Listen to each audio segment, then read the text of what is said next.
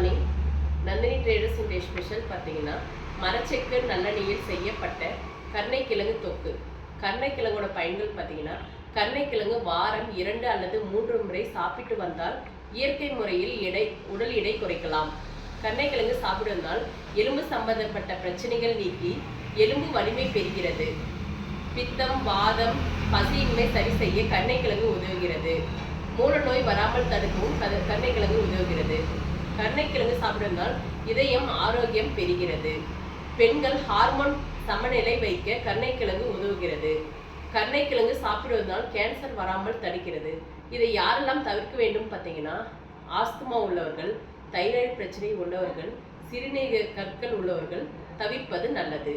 இப்போ பார்த்தீங்கன்னா எங்களிடம் 99+ ப்ராடக்ட் இருக்கிறது. அதில் பார்த்தீங்கன்னா மசாலா ஐட்டம், பொடி ஐட்டம் நிறைய இருக்குது. இதில் 45 வகை தொக்கு ஐட்டம் இருக்கிறது.